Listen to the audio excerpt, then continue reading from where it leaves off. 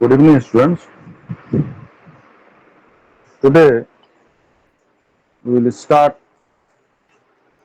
our last unit, that is Consumer Protection Act 1986. We will be covering today. So let us start today's class.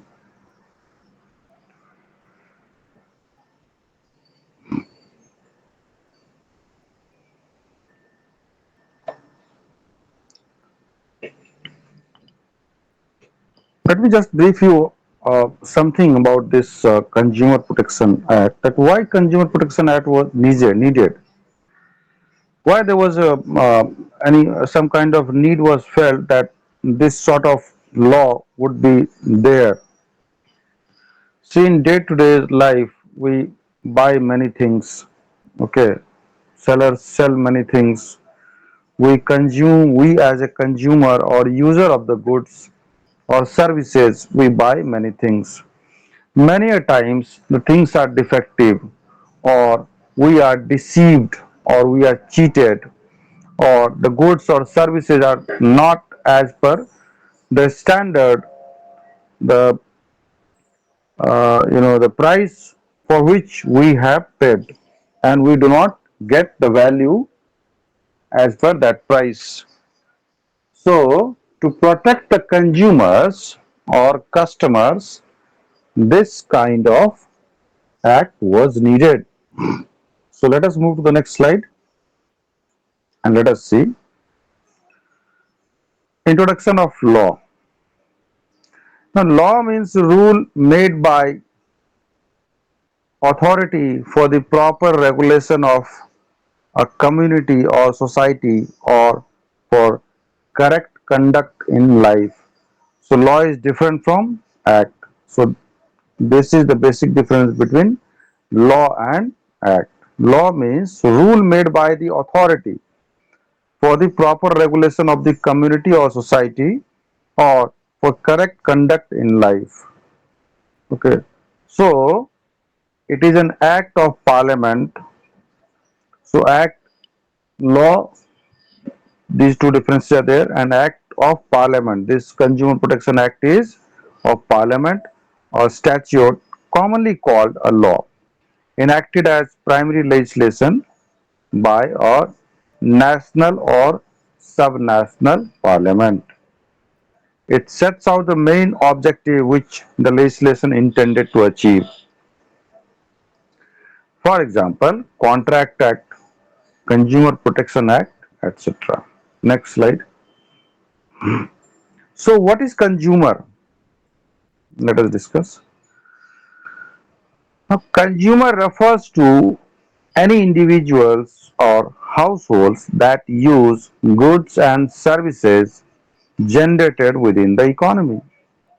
Economy में जो भी goods and now today we are using the SIM card or the internet of Jio or of BSNL, or we are using the services of banks, of hospitals, college, schools. If they do not deliver what they promise, or if they do not deliver what they should, then as a consumer we can always bring them in the court of law. So consumer refers to any individuals or households that use goods and services generated within the economy. जो economy में goods and services हैं उसको जो use करते हैं, किसी भी प्रकार से यूज करते हैं. ठीक है.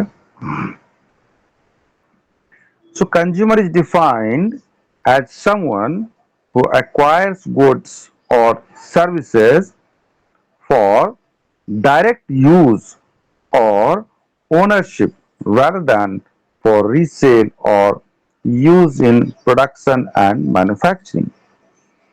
तो जो लोग गुड्स खरीदते हैं या सर्विस खरीदते हैं इस पर्पज से कि उसको फर्दर प्रोसेस करेंगे या मैन्युफैक्चरिंग या प्रोडक्शन के लिए, so that kind of goods is not considered here. किस टाइप का गुड्स को कंसिडर किया जाता है? जो आपने गुड्स खरीदा, आपने मार्केट से ब्रेड खरीदा, आपने मार्केट से अंडा खरीदा, और उस अंडे को या तो आपने कंज्यूम कर लिया, यूज कर लिया, एक ये हो गया, ठीक है, और मतलब डायरेक्ट आपने यूज कर लिया, या आपने गाड़ी भाड़े पर लिया और उसको एक जगह से दूसरी जगह ट्रेवल करने के लिए यूज किया, तो ये सब उसमें आता है, ठीक है। So consumer is defined as someone who acquires goods or services for direct use और ownership rather than for resale। या तो डायरेक्टली आप आपने एक कार खरीद लिया, बाइक खरीद लिया, तो that is also goods for you. But those goods which are bought for the reselling purposes after addition of some value, those goods are not considered as goods. Now, for example, when your father buys apple for you and you consume them, so your father as yourself are treated as consumers। आपके पिताजी ने सेब खरीदा market से और आपने उस सेब को खा लिया, then your father as well as your, तो आपने आपके फादर ने खरीदा तो वो भी एक कस्टमर हुआ और आपने उस सेब को खा लिया तो आप कंज्यूमर हो गए। The same thing applies to hiring a taxi to go to your school. आपने टैक्सी हायर किया स्कूल जाने के लिए, so the same kind of rule applies here also। Now next slide, consumer law। So consumer law regulates private law, relationship between individual consumers and the businesses that sell those goods and services। Consumer law regulates private law relationships between individual consumers and the businesses that sell those goods and services। It deals with the credit repair, debt repair, product safety, service and sales contracts, bill collector regulation, pricing, utility turn-offs, consolidation, personal loans that may lead to bankruptcy and much more। bankruptcy मतलब insolvency। सो ये regulate करता है इन सारी चीजों को, साथ ही साथ जो पर्सनल लोन लेते हैं दैट मे लीड टू, उस पर्सनल लोन के कारण अगर आप बैंकरप्ट हो जाते हैं तो वो भी इसके तहत आता है। Next slide, concept of consumer protection. Let us see, consumer protection means safeguarding the interest and rights of consumers. तो ये जो हम पढ़ रहे हैं कंज्यूमर प्रोटेक्शन एक्ट, इसका मतलब ही हुआ कि safeguarding the interest। So consumer protection means safeguarding the interest and rights of consumers। consumers के rights को और interest को safeguard करना। In other words, it refers to the measures adopted for the protection of consumers from unscrupulous and unethical malpractices by the business and to provide them speedy redressal of their grievances। आप market से अगर कुछ सामान खरीदते हैं और जो बटखरा या तराजू जो होता है, उस तराजू में मान लीजिए वो जो क्या वो कहते हैं उसको, वेट जो है 1 किलो 2 किलो, मालूम चलेगा पीछे से तोड़ के उसको गड्ढा किया हुआ है। आप गए 1 किलो सामान खरीदने, कुछ महंगा सामान, मान लीजिए आप मार्केट से 1 किलो खजूर खरीद रहे हैं, ठीक है, महंगा है, लेकिन या कुछ ऐसा चीज खरीद रहे हैं जो जिस कीमती है, पैसा तो पूरा दे रहे हैं आप, परंतु उसका जो वेट मशीन है वो खराब है, या वो जो जो 1 किलो का वजन है उसके अंदर में गड्ढा किया हुआ है, आपको 250 ग्राम कम मिल रहा है। तो ये एक क्या हुआ, फ्रॉड हुआ, हो रहा है। या आप मार्केट से सामान ला रहे हैं और वो सामान जो है आप तो सही सोच के आ रहे हैं, ला रहे हैं, और आपको डिफेक्टिव सामान दिया जा रहा है। So these things under this act for unethical जो माल प्रैक्टिसेज है बाय द बिजनेस, इससे बचाव करने के लिए ही कंज्यूमर प्रोटेक्शन लाया गया। Next slide. Consumer protection act. The consumer protection act 1986 was enacted for better protection of the interest of consumers. Consumers को बेटर प्रोटेक्ट करने के लिए लाया गया। The provisions of the act came into force with effect from 15/4/87। 86 है act, लेकिन consumer protection act 86 बोलते हैं, लेकिन ये 87 से 15 अप्रैल 1987 से ये लागू हुआ। Consumer protection act imposes strict liability on a manufacturer। ये मैन्युफैक्चरर को सबसे पहले पकड़ेगा अगर कुछ मैन्युफैक्चरिंग डिफेक्ट है तो strict liability on a manufacturer in case of supply of defective goods by him। अगर किसी प्रकार का डिफेक्टिव गुड्स उसने सप्लाई किया है तो मैन्युफैक्चरर और सप्लायर है उसको पकड़ा जाएगा। एंड और सर्विस प्रोवाइडर, और सर्विस प्रोवाइडर भी उसमें आता है, चाहे मैन्युफैक्चरर हो या service provider, both, in case of deficiency in rendering of its services. तो अपना सर्विस जो सर्विस प्रोवाइडर है उसके अगर सर्विस प्रोवाइड करने में किसी प्रकार का डेफिशिएंसी है तो वो भी लायबल होगा, पकड़ा जाएगा। ठीक है, next slide. Now history of consumer protection act. The act was passed in Lok Sabha on 9th December 1986 and it came into force from 1st July 1987. Rajya Sabha passed on 10th December 1986 and assented by the President of India on 24th December 1986 and was published in the Gazette of India on 26th December 1986. Next slide. Features of Consumer Protection Act. This is very important. So it applies to all goods, services and unfair trade practices. तो ये सभी प्रकार के goods या service या किसी प्रकार का जो अनफेयर ट्रेड प्रैक्टिसेस हो रहा है उस सब में ये लागू होता है। Unless specifically exempted by the central government। जब तक कि सेंट्रल गवर्नमेंट के द्वारा किसी प्रकार का एग्जाम्पशन नहीं मिला हुआ है, तब तक ये सभी तरह के गुड्स और सर्विसेज में ये सेम तरीके से एप्लीकेबल है।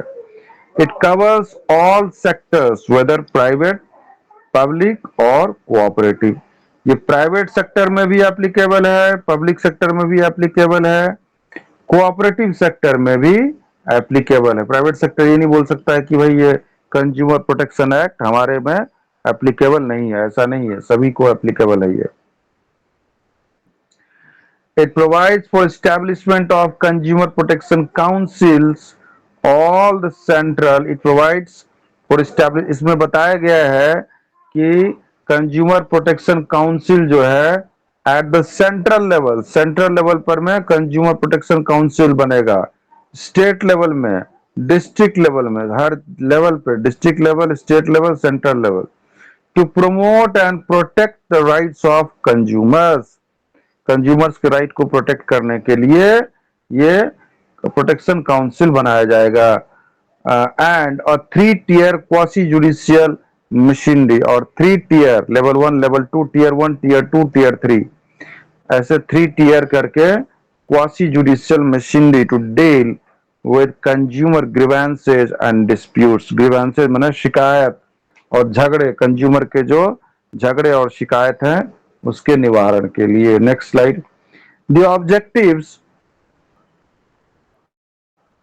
Of this act is number 1 to protect the consumer from abuse.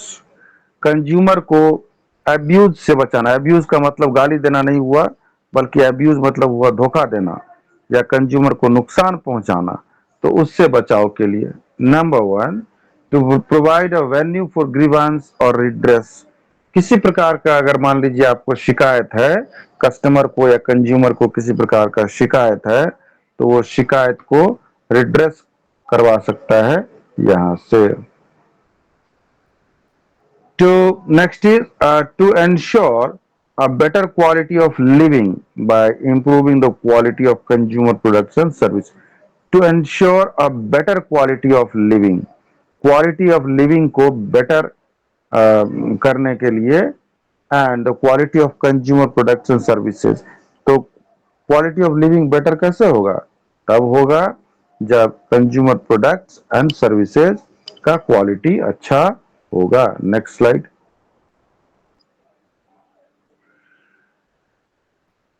Next slide please. Importance of Consumer Protection Act. The importance from consumers' point of view are unorganised consumers. देखिए भारत में क्या है, हमारे यहाँ बहुत सारे कस्टमर है, कंज्यूमर अनऑर्गेनाइज्ड है. आदमी अपना सामान खरीदता है और उसको कोई मतलब नहीं होता है. जो कि बाहर में विदेशों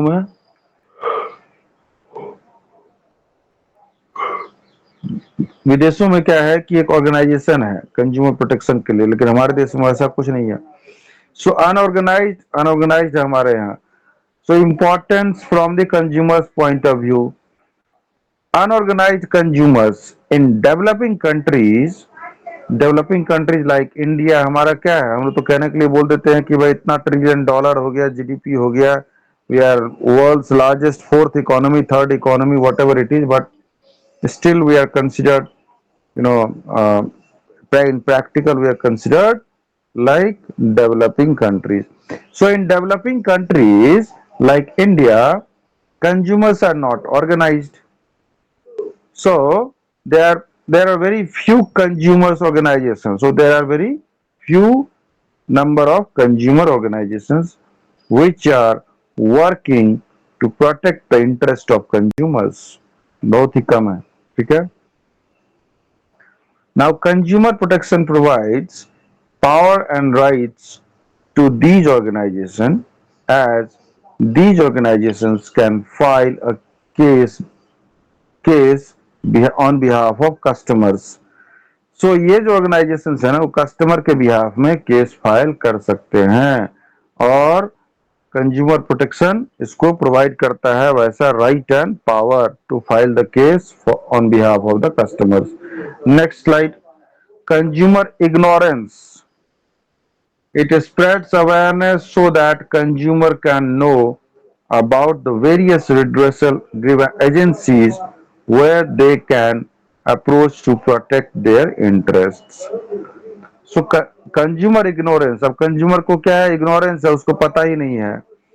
So it spreads awareness so that the consumer can know.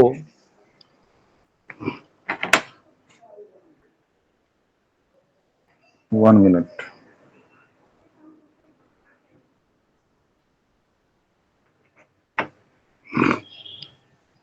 Yes. It spreads awareness. तो ये क्या करता है भाई, ये कंज्यूमर इग्नोरेंस में है तो कंज्यूमर में अवेयरनेस फैलाता है. To know about the various redressal agencies where they can approach to protect their interest. कि भाई आपको कहाँ पहुंच करके अपना बात को रखना चाहिए ताकि आपके सपोर्ट में लोग लड़े.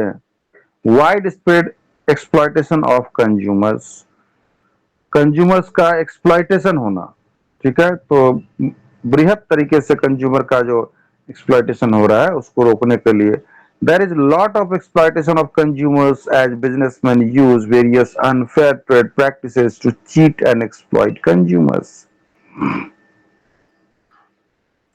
बहुत सारा ऐसा एक्सप्लॉयटेशन है जो कंज्यूमर्स को किया जाता है बिजनेसमैन के द्वारा, and for doing that they use various kinds of unfair trade practices to cheat and exploit consumers. consumers को cheat and exploit करने के लिए.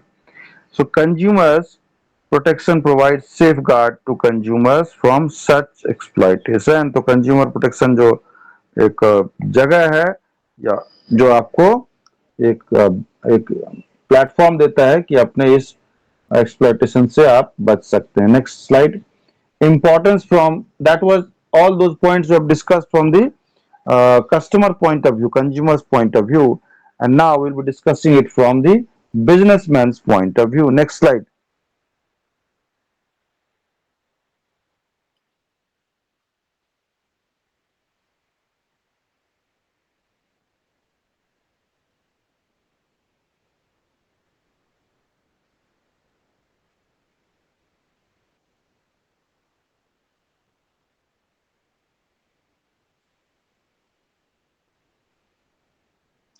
Just scope of consumer protection act के पहले जो है ना 2 स्लाइड वहां पे जाइए. We have discussed widespread exploitation and then importance from businessman's point of view. Just 2 slides prior to this slide. Please move to 2 slides prior to this slides. इस slide के पहले 2 स्लाइड जाइए.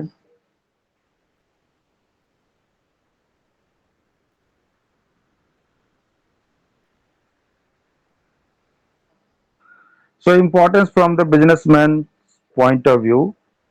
Now, businessman uses society's resources. Businessmen, what do they do? They use the resources of the society. They earn profit by supplying goods and services to the members of the society. So they must use these resources for the benefits of the consumers. अब वो society से ही तो profit कमाते हैं businessman, तो इसको use भी करना चाहिए सोसाइटी के लिए, लेकिन ऐसा नहीं होता है. Social responsibility. अब businessman has social obligations towards customers. Businessman का क्या है? सोशल ऑब्लिगेशन होता है टुवर्ड्स कस्टमर के लिए. कस्टमर के लिए एक सोशल ऑब्लिगेशन होता है. It is the responsibility of businessman to provide quality goods at reasonable price. Quality goods को रीजनेबल प्राइस पे सप्लाई करना.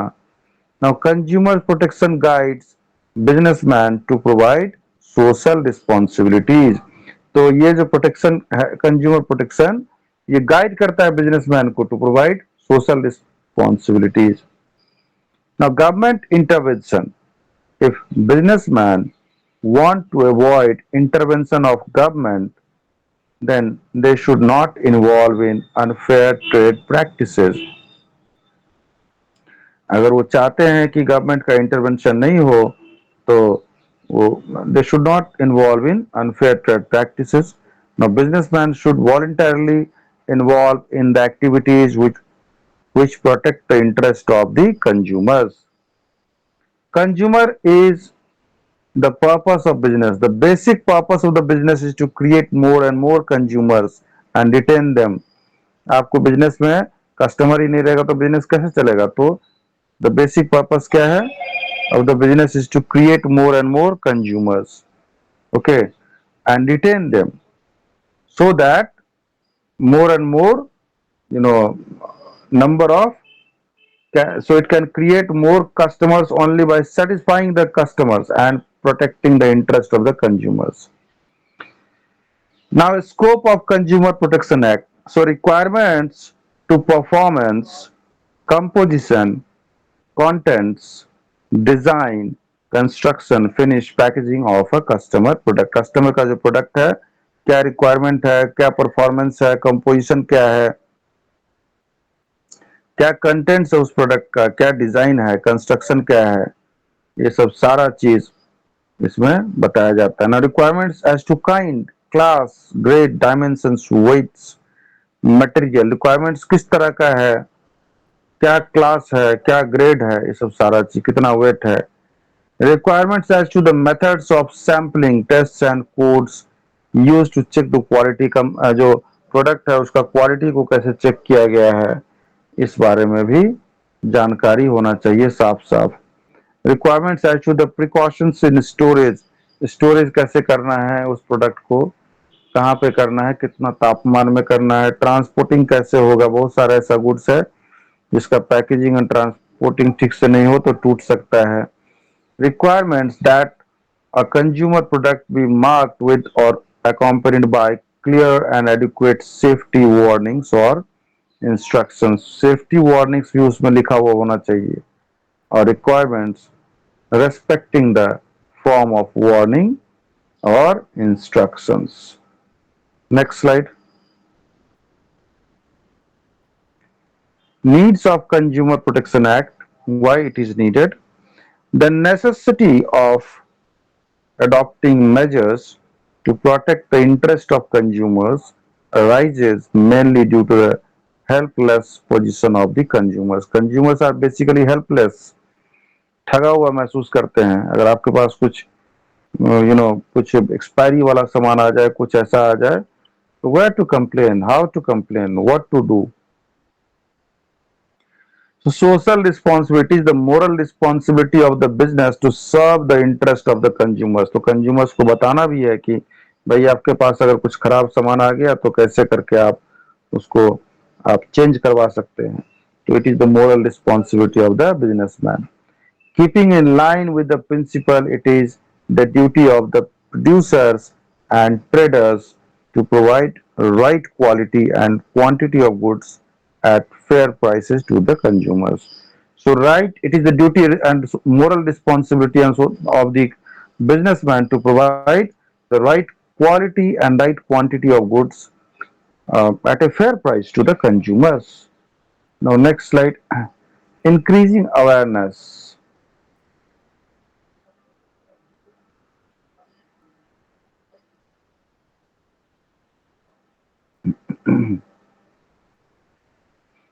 सो इंक्रीजिंग अवेयरनेस, आपको जो है मतलब कस्टमर को अवेयर भी करना है.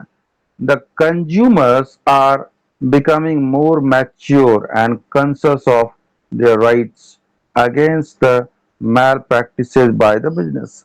बिजनेस में जो बहुत सारा ठगने का जो काम होता है उसके प्रति आजकल के कस्टमर भी बहुत ज्यादा जागरूक हो चुके हैं. So the consumers are becoming more mature and conscious of their rights, अपने अधिकार के प्रति जागरूक हो चुके हैं. अगेंस्ट द मैल, और बिजनेसमैन जो गलत संदेश फैलाते हैं या चीटिंग करते हैं उसके प्रति भी जागरूक हो चुके हैं. So there are many consumer organization, अभी भारत में भी बहुत सारा ऑर्गेनाइजेशन है and associations who are making efforts to build consumer awareness, जो कि कोशिश करते रहते हैं कि कंज्यूमर में अवेयरनेस फैलाया जाए. कंज्यूमर सेटिस्फैक्शन, अब कंज्यूमर का सेटिस्फैक्शन भी बहुत जरूरी है. Father of the nation Mahatma Gandhi had once given a call to manufacturers. उसने, father of the nation Mahatma Gandhi ने, जो गांधी जी ने मैन्युफैक्चरर्स एंड ट्रेडर्स को एक बार बताया था कि treat your consumers as god, कि अपने कस्टमर को जो है, ग्राहक देवता है. ग्राहक क्या होता है? देवता के समान होता है. So treat your consumers as god. Consumers satisfaction is the key to success of business. Consumers का जो सेटिस्फैक्शन है ना, कंज्यूमर्स का satisfaction, that is the key to success of business. ठीक है, वो सेटिस्फाई रहेगा. आप एक सिंपल सा दुकान खोलते हैं, हमारा जो कस्टमर ठीक ठाक रहता है, संतुष्ट रहता है, तो फिर से आता है, किसी और को भी लेके आता है जिसको हम कस्टमर बनाते हैं. So satisfaction is the key to success of business. Hence, the businessman should take every step to serve the interests of the consumers by providing them quality goods and services at reasonable price. तो businessman को भी चाहिए कि भाई जो आया है customer उसके साथ में अच्छा ट्रीट करें, क्वालिटी वाला गुड्स दें और रीजनेबल प्राइस पर दें, ठगने वाला काम नहीं करें. Next slide. Survival and growth of business. अब बिजनेस को भी तो सर्वाइव करना है एंड ग्रोथ करना है. So the business has to serve consumer interest for their own survival and growth. Business को सर्वाइव करने के लिए कस्टमर को जो सर्व करना पड़ेगा और उसके इंटरेस्ट का चीज करना पड़ेगा. सो consumer interest for their own survival and growth. On account of globalization and increased competition, any business organization which indulges in malpractices or fails to provide improved services to their ultimate consumer shall find it difficult to continue. आजकल का जो globalisation का जमाना है, इस जमाने में कोई ठगने में लगा हुआ है, सिर्फ वो ठग करके बहुत दिन नहीं चला सकता है बिजनेस, क्योंकि बहुत सारा सामान है जो कम दाम पर, कम कीमत पर और सहूलियत में अवेलेबल है और आपसे अच्छा क्वालिटी का, और आप ठगने में लगे रहिए, वहीं पे रह जाइएगा आप ठगते ठगते. So principle of trusteeship. Next. Now resources are supplied by the society. Resources कैसे होता है? सप्लाई सोसाइटीज के द्वारा होता है। They are merely the trustees of the resources and therefore they should use such resources effectively for the benefit of the society which includes the consumers। तो resources कहाँ से आता है? सोसाइटी से आता है। और कंज्यूमर कौन है? सोसाइटी के ही लोग हैं। तो सोसाइटी का चीज को पुनः आपको सोसाइटी में ही वापस करना चाहिए। Now rights of consumer, next slide. Rights of consumers, know your consumer rights, okay. So right to safety, हर एक कंज्यूमर को ये जो पैसा खर्च करता है सेवा लेने के लिए या सामान लेने के लिए, उसको ये अधिकार है कि उसका सेफ्टी हो, सेफ्टी का अधिकार। राइट टू इंफॉर्मेशन, कंज्यूमर को पूरा अधिकार है कि जो भी वो प्रोडक्ट ले रहा है या सेवा ले रहा है, सर्विस ले रहा है, उस बारे में पूरी तरह से जांच पड़ताल कर ले, पूरा इंफॉर्मेशन जान ले। राइट टू चॉइस, उसके पास ये ऑप्शन है कि क्या चूज करना है उसको या क्या चूज नहीं करना है। राइट टू बी हर्ड, उसके पास ये भी अधिकार है कि उसको सुना जाए, उसको पहले सुना जाए। Right to be heard, consumer को सुना जाए। राइट टू सीक रिड्रेसल, उसको ये भी अधिकार है कि राइट टू सीक रिड्रेसल की जो ग्रीवांस है या शिकायत है उसका निराकरण उसका करवाया जाए या किया जाए। राइट टू कंज्यूमर एजुकेशन, उसको ये भी अधिकार है ये कंज्यूमर को जितना एजुकेशन, जो एजुकेशन देना चाहिए वो एजुकेशन भी उसको दिया जाए। Right to basic needs, basic needs हर आदमी का क्या होता है? अन्न होता है, वस्त्र होता है और शेल्टर होता है, ठीक है। तो ये उसको नीड्स प्रोवाइड किया है। Right to healthy environment, healthy environment का भी राइट है। So next slide. Right to safety, to be protected against the marketing of goods or the provision of services that are hazardous or health to health and life। देखिए बहुत सारा चीज ऐसा है hazardous to health and life है। जैसे कहीं अगर मान लीजिए कोई अगर एक्सप्लोसिव जगह में काम करता है, ठीक है, या केमिकल का कोई मार्केटिंग हो रहा है, मार्केटिंग का बिजनेस या सेल्स हो रहा है केमिकल, तो that chemicals are also very hazard, very dangerous to our dangerous for our health purpose and life purpose। Right to information, to be protected against dishonest or misleading advertising। Advertising में आपको बहुत ज्यादा बढ़ा चढ़ा के नहीं बोला जाना चाहिए बातों को। जितना डिलीवर कर रहे हैं उतना ही बोलिए, उतना ही लिखिए। ज्यादा बढ़ा चढ़ा के एडवर्टाइजिंग में मत लिखिए, नहीं तो अगर कोई अगर लग गया ना तो सीधा जो गलत सलत बोल रहे हैं उसके खिलाफ केस हो सकता है। So right to information, to be protected against dishonest, जो बेईमान है, डिजॉनेस्ट मतलब बेईमान, और मिसलीडिंग जो मिसलीड कर रहा है। कैसे मिसलीड कर रहा है? एडवर्टाइजिंग के द्वारा। तो उसके खिलाफ कार्रवाई हो सकती है या आप पूरा इंफॉर्मेशन मांगा जा सकता है आपसे। फैक्ट्स एंड इंफॉर्मेशन जो भी है वो आपसे मांगा जा सकता है। Right to choice, to choose products at competitive prices with an assurance of satisfactory quality. Competitive price पर में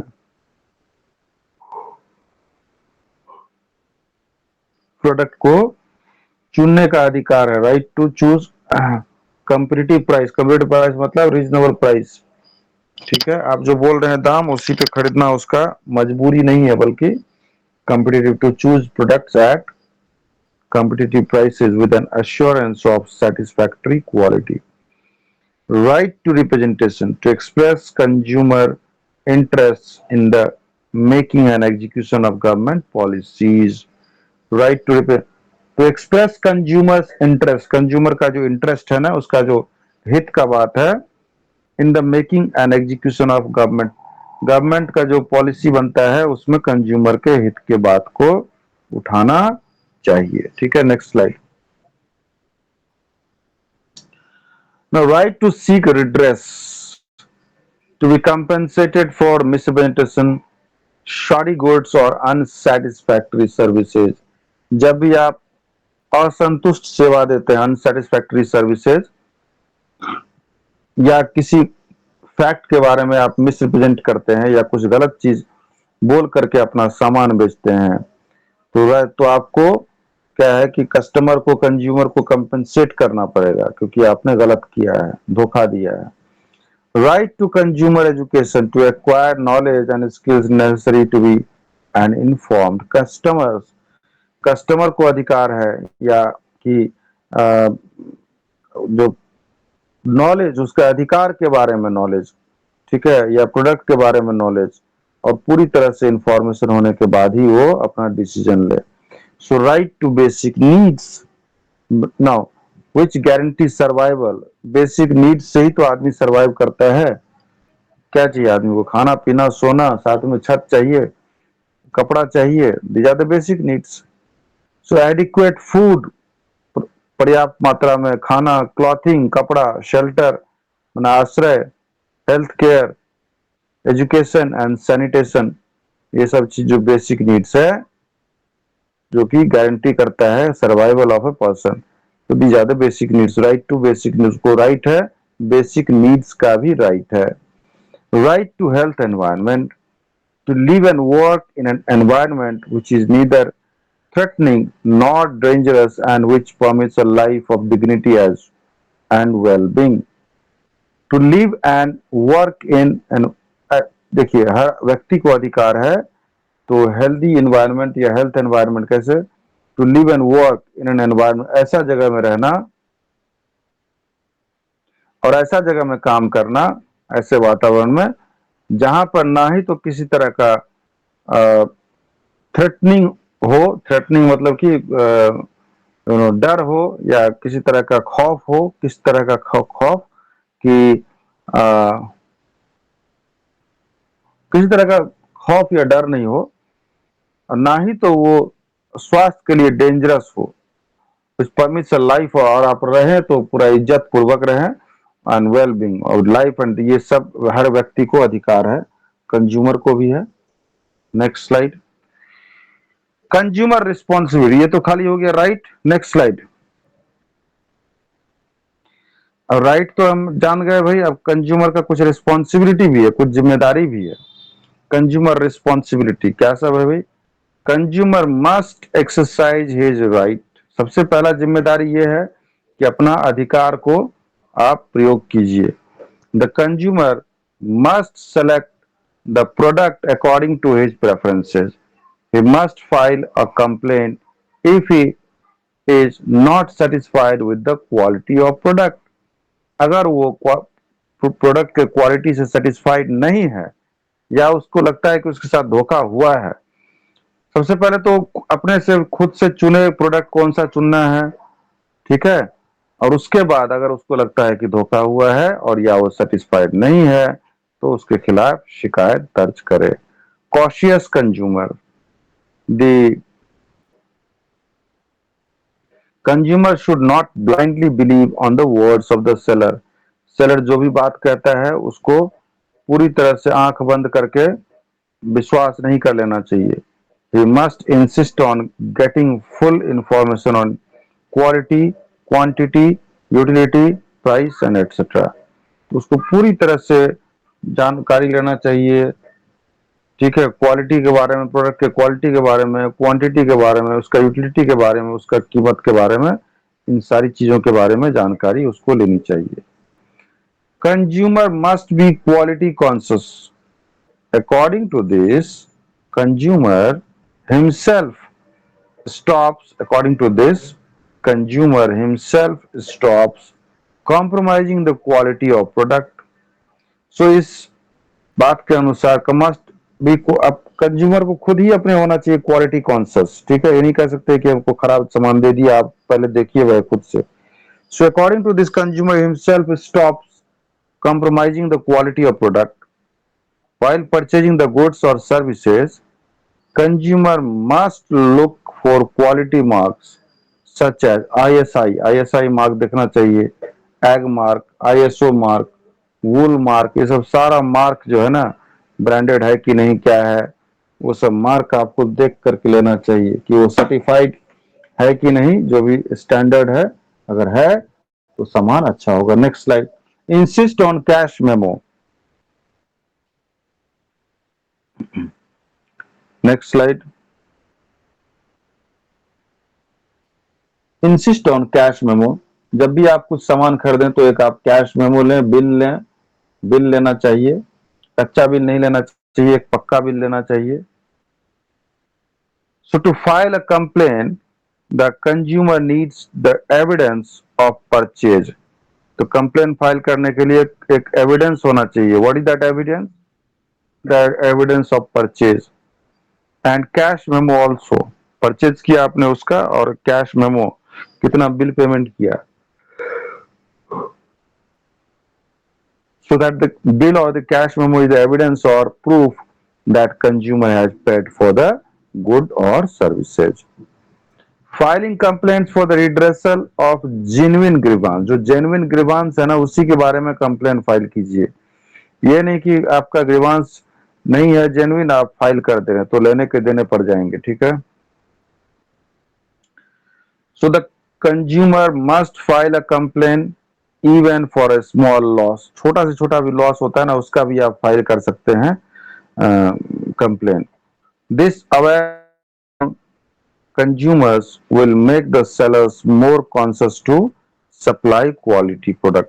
अगर छोटा से छोटा लॉस का या छोटा से छोटा चीज का भी अगर कंप्लेन होने लगे तो जो जो सेलर है वो खुद ज्यादा बहुत ज्यादा अवेयर हो जाएंगे कि भाई कंप्लेन चला जाएगा, इसलिए सही सामान बेचो, सही तरह का चीज बेचो, क्वालिटी वाला। Next slide. Wage and means. Next slide please.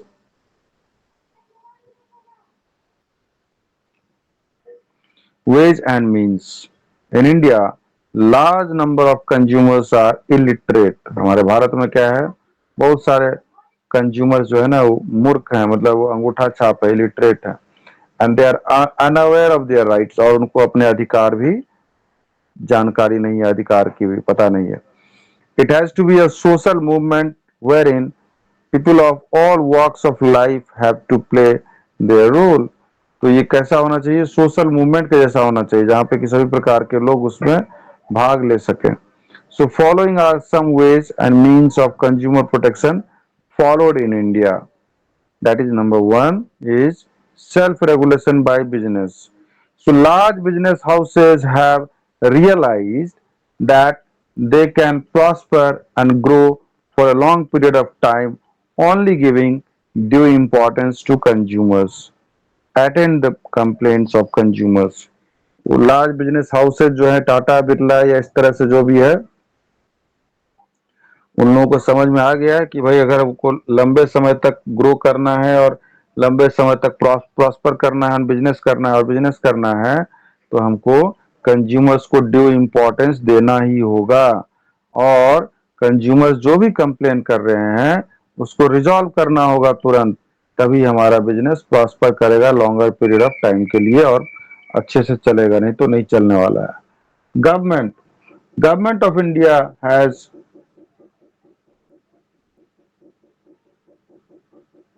Just a minute.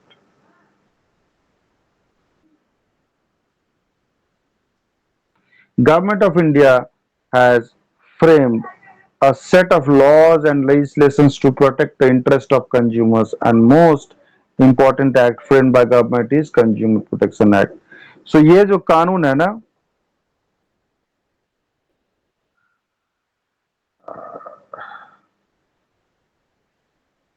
Self regulation I have explain.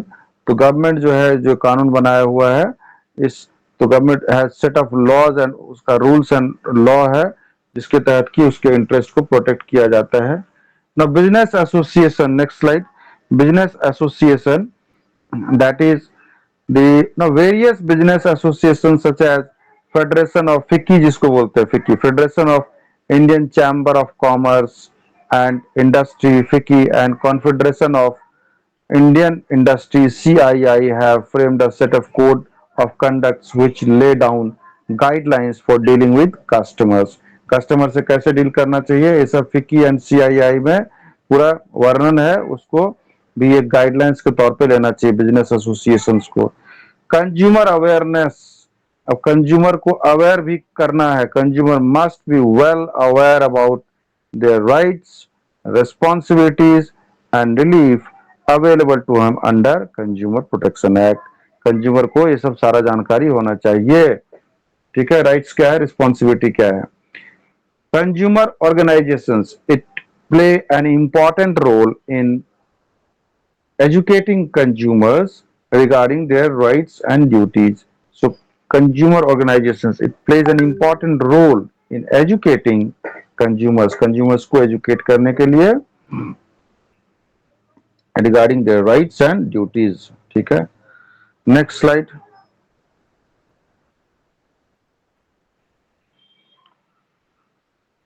Now filing a complaint, how to file a complaint? Some important terms defined in Consumer Protection Act. So who is consumer? So consumer is a person who buys goods, one who buys goods or hire services for some value, कुछ पैसे के बदले जो higher किया, जैसे taxi hire किया है तो टैक्सी हायर करने वाला कंज्यूमर हो गया। So that is consumer. Now when or under what circumstances the complaints can be filed, किस परिस्थिति में कंप्लेंट्स फाइल किया जा सकता है, तो by traders and manufacturers if goods are defective. When or under what circumstances the complaints can be filed? By traders and, मैंने किसके द्वारा फाइल किया जा सकता है, by traders and manufacturers? नहीं, if goods are defective. So within what period the complaint can be filed? The complaint must be filed within 3 months of purchase and if some testing of goods is required within 5 months of purchase. तो 3 महीने के अंदर आपको file कर देना है complain, और अगर मान लीजिए किसी प्रकार का टेस्ट करना है तो टेस्ट करने के 5 महीने के अंदर आपको वो कंप्लेन फाइल करना होता है। Next slide. Where the complaints can be file, complaints कहाँ फाइल किया जा सकता है, तो उसका डिस्ट्रिक्ट फोरम है, स्टेट फोरम है, स्टेट कमीशन है, नेशनल कमीशन है। तो डिस्ट्रिक्ट फोरम में क्या है, the value of goods and compensation claim does not exceed 20 lakhs। अगर आपका 20 लाख तक का क्लेम है कि 20 लाख आपका हानि हुआ है, तो उस क्षतिपूर्ति के लिए आप जो जिला का फोरम है वहां पर में आपको कंप्लेन करना होगा, डिस्ट्रिक्ट फोरम। अगर मान लीजिए आपका 20 लाख से ऊपर है और 1 करोड़ से नीचे है और 1 करोड़ तक का है, तो उस केस में वो कहाँ जाएगा कंप्लेन, स्टेट कमीशन में जाएगा। द वैल्यू ऑफ गुड्स और compensation is more than 20 lakhs but does not exceed 1 crore, then in that case it will go to state commission. Now the next is national commission. It takes up all cases exceeding value worth, 1 crore से ऊपर का अगर क्षतिपूर्ति है तो आपको जाना होगा नेशनल कमीशन में। So who is not a consumer, अब देखते हैं कि कंज्यूमर कौन नहीं है। So the person who obtains goods for resale, वैसा पर्सन जो सामान खरीदा है और खरीद करके उसमें कुछ थोड़ा बहुत वैल्यू एडिशन करेगा और उसको बेच देगा, या वैल्यू एडिशन नहीं भी करेगा, ऐसे मैं मोबाइल खरीद रहा हूँ और खरीद करके मैं फिर मोबाइल बेच रहा हूँ, तो ये क्या हो जाएगा, मैं फिर कंज्यूमर नहीं हूँ, ठीक है, मैं तो रीसेलर हूँ। The person uses the goods without the approval of the buyer, without the approval of the buyer, अपने बायर के अप्रूवल के बिना, ठीक है, गुड्स को यूज किया जा रहा है, so that he is not, that person is not a consumer. The person who obtains goods, hires और avails any of services without consideration, या फिर वैसा आदमी जो दोस्ती में कुछ सामान ले लेता है या प्राप्त करता है या हायर करता है, या दोस्ती में नहीं, या बिना प्राइस के, बिना पैसा दिए, पैसा कीमत चुकाए या बिना प्राइस के चुकाए ही,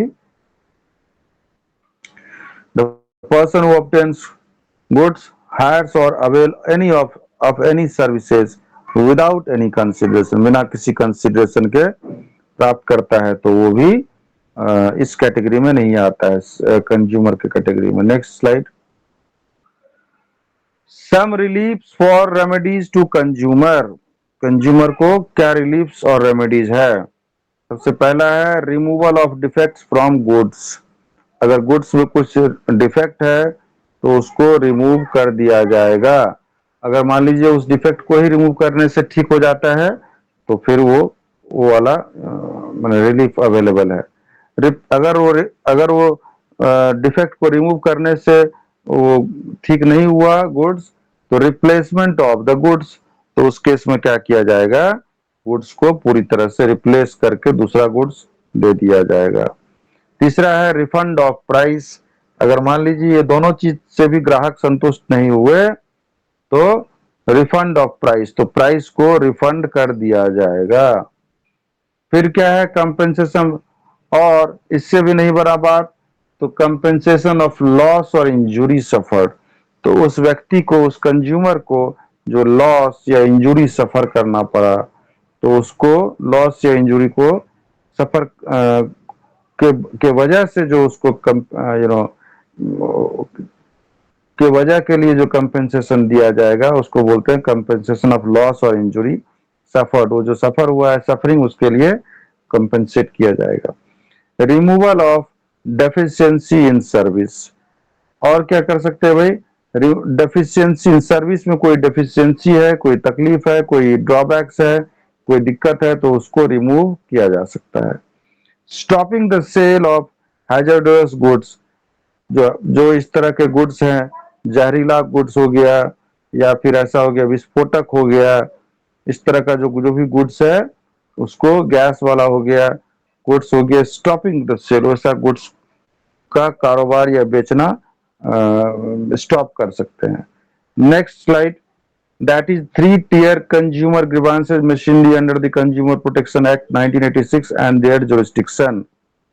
तो पहला मैंने डिस्कस किया था 20 लाख तक का मामला रहेगा तो डिस्ट्रिक्ट फोरम रहेगा, 20 लाख से ऊपर और 1 करोड़ तक, 1 करोड़ से नीचे तक का स्टेट फोरम में रहेगा, और 1 करोड़ से ऊपर जो भी रहेगा वो रहेगा नेशनल फोरम में रहेगा। नेक्स्ट स्लाइड, डिस्ट्रिक्ट फोरम क्या है देखते हैं। सो डिस्ट्रिक्ट फोरम में ये होता है, it consists of a president and 2 other members. The president can be retired or working judge of district court. District court का जो retired judge है वो बन सकता है president district forum में। They are appointed by state government.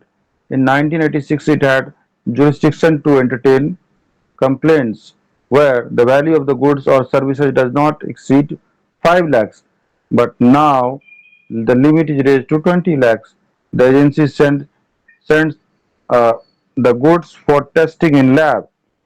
If the aggrieved party is not satisfied by the judgment of district forum, then they can file an appeal in the state commission within 30 days depositing depositing 25,000 और 50% of penalty whichever is less.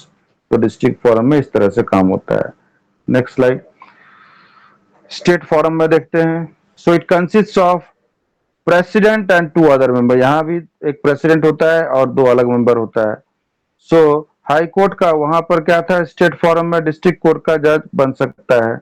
यहाँ पे high court का the president must be a retired और working जज of high court, चाहे retire हो या काम कर रहा हो जज, वैसा जज हाई कोर्ट का। They all are appointed by state government, state government के द्वारा नियुक्ति होता है। 1986 it had a jurisdiction to entertain complaints when the value of goods और सर्विसेज एक्सीड 5 lakhs। तो इसका जुरिस्डिक्शन था कि 5 लाख से ऊपर, 86 में था ये जुरिस्डिक्शन था कि 5 लाख से ऊपर का केस का सुनवाई यहाँ पर होता था। But now the limit is raised up to ₹1 crore, लेकिन अब स्टेट फोरम में 1 करोड़ का सुनवाई होता है। The state commission sends the goods for testing in lab if required. State commission goods को जो है वो भेजता है लैब में भी टेस्टिंग के लिए। And if the upset party is not satisfied with the judgment, then they can file an appeal in the national commission. national commission में अपील फाइल कर सकते हैं 30 दिन के भीतर, 3500 रुपया जमा करके या 50% का पेनल्टी अमाउंट जमा करके, whichever is less. Now next slide is national forum. So it consists of a president and four members. इसके पहले जो डिस्ट्रिक्ट था फोरम था एंड जो स्टेट फोरम था उसमें क्या था, एक प्रेसिडेंट दो दो मेंबर। यहाँ पर क्या है, एक चार मेंबर, एक प्रेसिडेंट और चार मेंबर्स होते हैं, one of home shall be women, और एक उसमें से महिला होंगी। They are appointed by the central government. In 1986, it had jurisdiction to entertain complaints where the value of goods or service exceeds 20 lakhs. 86 में क्या था, 20 लाख से ऊपर का और 1 करोड़ से नीचे का जो मामला था उसका सुनवाई होता था। The national commission sends the goods if required. National commission क्या कर सकता है, गुड्स को वो भेज सकता है टेस्ट के लिए। And if the aggrieved party is not satisfied with the judgment then they can file a complaint in the Supreme Court within 30 days. Next slide.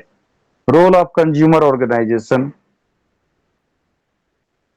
So in India, there are about 500 consumer organizations are there working in the field of consumer protection. And the most popular are Consumer Guidance Society of India, that is in Mumbai. Citizen Action Group, it is also in Mumbai.